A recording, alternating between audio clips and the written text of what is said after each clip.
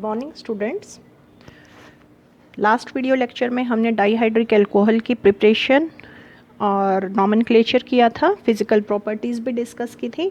आज हम इनकी केमिकल रिएक्शंस जो हैं वो करेंगे। तो फर्स्ट हम रिएक्शन कर रहे हैं रिएक्शन विद मेटल्स। तो मोनोहाइड्रिक अल्कोहल्स की तरह ही ये भी मेटल्स के साथ रिएक्शन करके हाइड्रोजन गैस इवॉल्व करती हैं, जो कि इंडिकेट करता है कि these are also acidic in nature.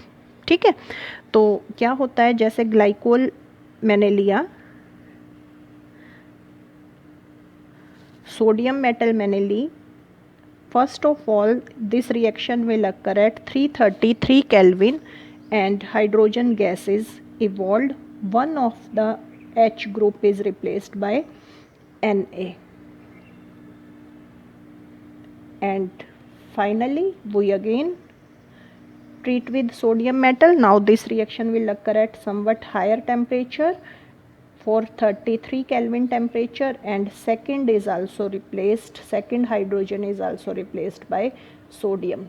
तो 333 केल्विन पर आपको मोनोसोडियम ग्लाइकोलेट मिलेगा और 433 केल्विन पर आपको डाइसोडियम ग्लाइकोलेट मिलेगा। ठीक है, and evolution of hydrogen gas shows that they are acidic in nature. अब क्या होता है, आपकी ये जो OH ग्रुप रिप्लेस होंगे ये 1 by 1 होंगे। पहले आपका जो ग्रुप रिप्लेस होता है वो लोअर टेम्परेचर पे हो जाता है। ठीक है, क्यों लोअर टेम्परेचर पे हो जाता है? क्योंकि ये जो एक ग्रुप जब आप रिप्लेस कर रहे हो तो इसके अंदर OH ग्रुप प्रेजेंट है, हाइड्रोक्सी ग्रुप। ठीक है, जिसका कि नेगेटिव आई इफेक्ट होता है, और नेगेटिव आई इफेक्ट होता है तो ये दूसरे ग्रुप को ज़्यादा एसिडिक बनाएगा। ठीक है, अब आपका ये लग गया Na ग्रुप। अब Na ग्रुप लगने से अब आपका यहाँ पर ये कौन सा ग्रुप हो गया? CH2O नेगेटिव ग्रुप हो गया।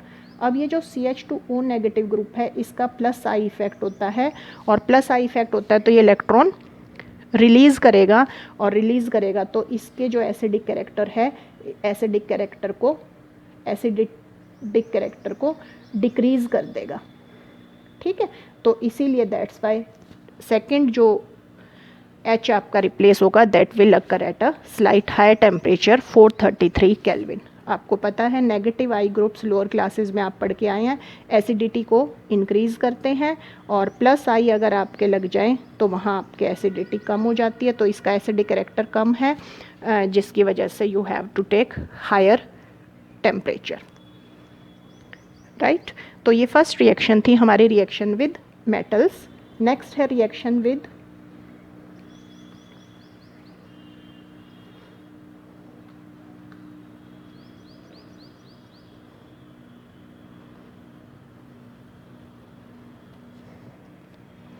हाइड्रोजन हैलाइड्स HX के साथ। तो HX में HCl और HBr के साथ सेम रिएक्शन होती है, बिल्कुल HI के साथ अलग होती है।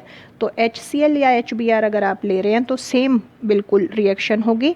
जैसे HCl आपने लिया, first of all this will occur eight 433 Kelvin and one of the group OH group will be replaced by Cl. You will get chlorohydrins, and next reaction will occur at a higher temperature 473 Kelvin पर another OH group will also be replaced by OH group. Finally you will get ethylene dichloride.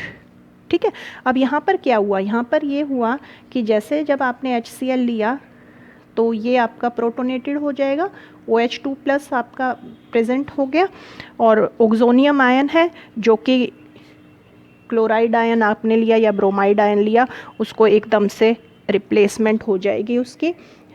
उसके बाद अब ये लग गया।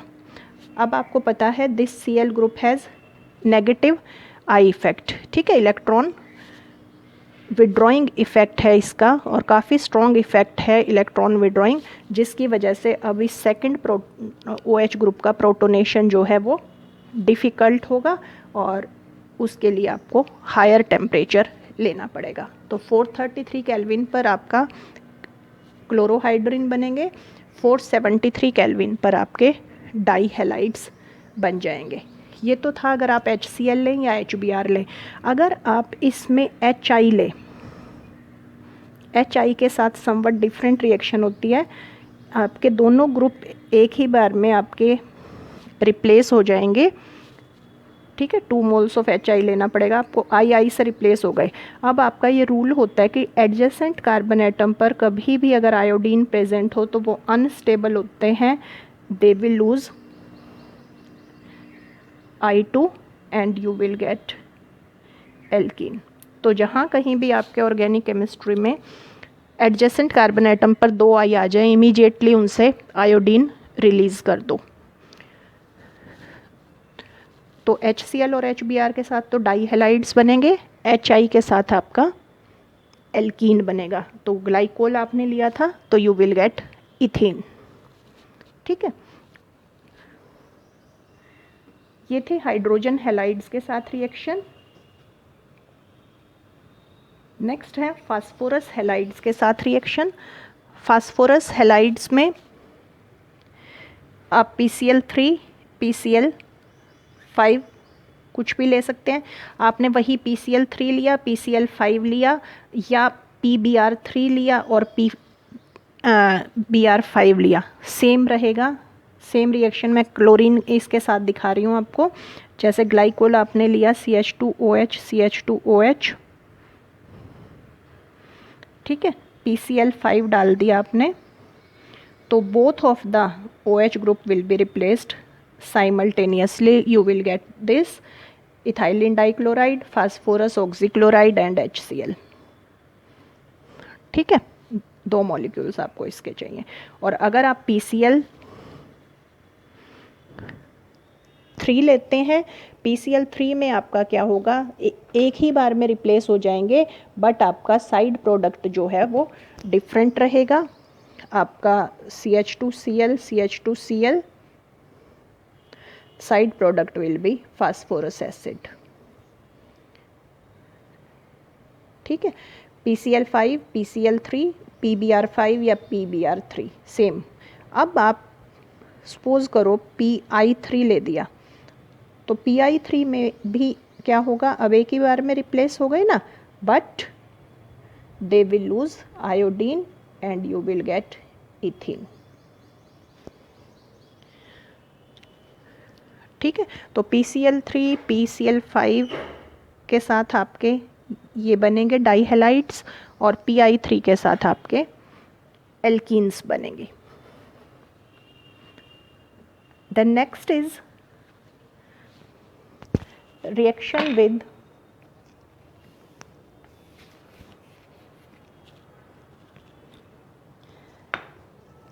Acids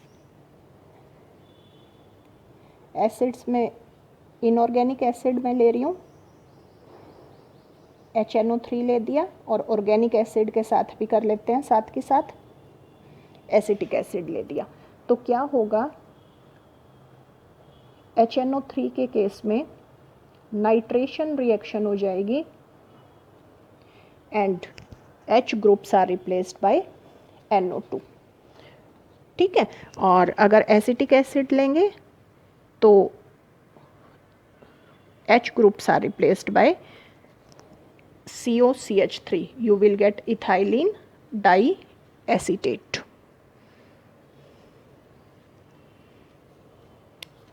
right. तो ये थी आपकी reaction with acids, organic acids and inorganic acids. Next है reaction with aldehydes and ketones.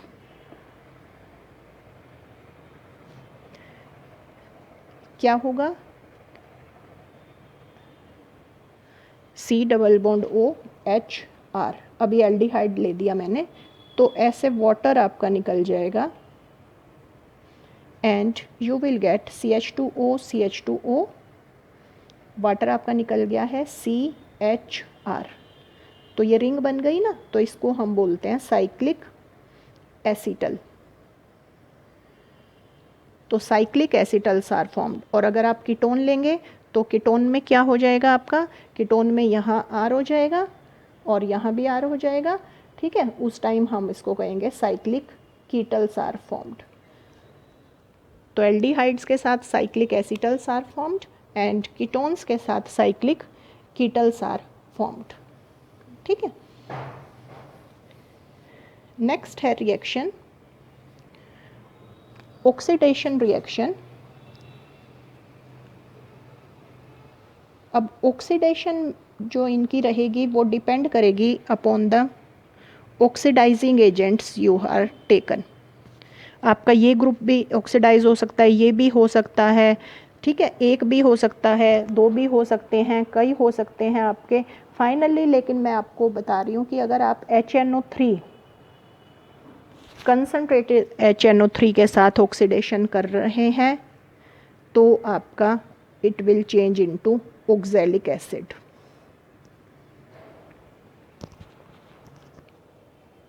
ठीक है, तो ऑक्सीडेशन आपके डिपेंड करेगी कि आपने क्या ऑक्सीडाइजिंग एजेंट आपका यूज़ किया है। कंसनट्रेटेड नाइट्रिक एसिड अगर आप लेते हैं तो you will get oxalic acid.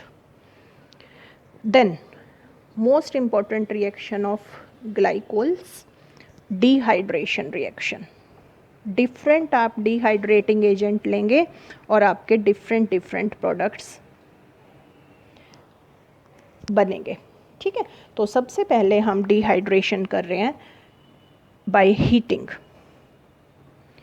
Heat कर दें अगर हम इसको अप्रॉक्स 775 केल्विन टेम्परेचर तक, तो क्या होगा, इससे वाटर लूज़ हो जाएगा और ये आपका चेंज हो जाएगा इपोक्साइड्स में।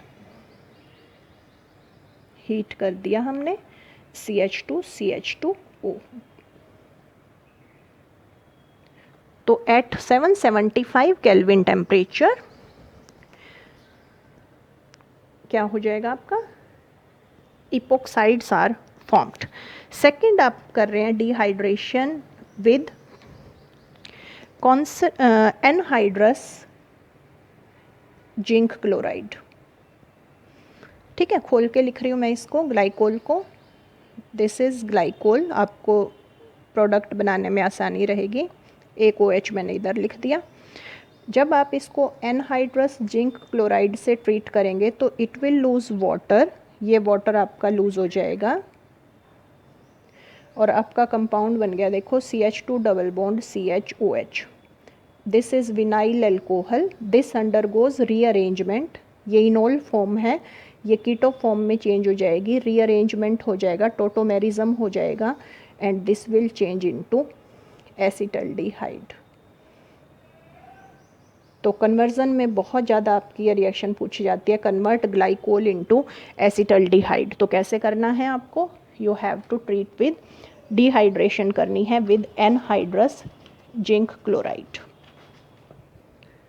ठीक है, then you can also dehydrate glycols with concentrated sulphuric acid. Concentrated H2SO4 आप यूज़ कर सकते हैं डिहाइड्रेटिंग एजेंट। उसके लिए आप इसको ऐसे लिखिए, ग्लाइकोल को 2 मॉलिक्यूल्स ऑफ ग्लाइकोल आपको चाहिए, 1 molecule, and this is second molecule.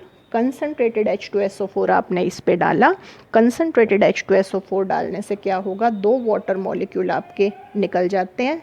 H यहाँ से लिया तो OH यहाँ से लेना, सेकंड में OH यहाँ से, H यहाँ से। ठीक है, इस तरह से 2 वाटर मॉलिक्यूल आपके निकल जाएंगे और ये कंपाउंड आपका बन जाएगा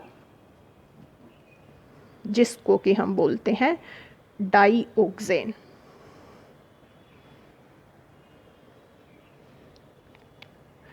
तो डिहाइड्रेशन अगर आप कंसनट्रेटेड H2SO4 से करेंगे तो आपको डाईओक्सेन मिलेगा। ठीक है, नेक्स्ट है reaction with concentrated phosphoric acid. थोड़ा सा चेंज होता है कंसनट्रेटेड फास्फोरिक एसिड के साथ। अब ये इतना ज़्यादा स्ट्रॉन्ग डिहाइड्रेटिंग एजेंट नहीं है जितना कि कॉन्सनट्रेटेड सल्फ्यूरिक एसिड था। आपको इसी तरह 2 मॉलिक्यूल्स लिखने हैं। आप ले रहे हो कंसनट्रेटेड फास्फोरिक एसिड, तो only 1 water molecule is released, एक वाटर मॉलिक्यूल आपका रिलीज़ होगा और आपका क्या बन जाएगा, देखो यहाँ से एक रिलीज़ हो गया और OH और OH। तो दिस कंपाउंड इज डाईइथाइलिन ग्लाइकोल। ठीक है। तो 4 तरह से आप इसकी डिहाइड्रेशन कर सकते हैं। अगर 775 केल्विन टेम्परेचर तक आप हीट करेंगे तो आपका इपोक्साइड्स बन जाएंगे। एनहाइड्रस जिंक क्लोराइड के साथ करेंगे तो आपके एसिटल्डिहाइड बन जाएगा। अगर आप कॉन्सेंट्रेटेड सल्फ्यूरिक एसिड के साथ डिहाइड्रेट करेंगे तो आपका डाइऑक्सेन बन जाएगा। और कंसनट्रेटेड फास्फोरिक एसिड के साथ अगर आप ट्रीट करेंगे तो आपका डाईथाइलिन ग्लाइकोल बन जाएगा। तो ये आपकी थी रिएक्शंस ऑफ डाइहाइड्रिक एल्कोहल। 2 आपकी मेन रिएक्शंस, बहुत ही इंपॉर्टेंट रिएक्शंस हैं। ऑक्सीडेटिव क्लीवेज है और पिनाकोलोन रीअरेंजमेंट है, वो हम अपनी नेक्स्ट वीडियो में कवर करेंगे वो रिएक्शन। आज के लिए इतना ही काफ़ी है। तो देखिए आप ये वीडियो। अगर चैनल आपने सब्सक्राइब नहीं किया तो चैनल को सब्सक्राइब कीजिए। Thank you students.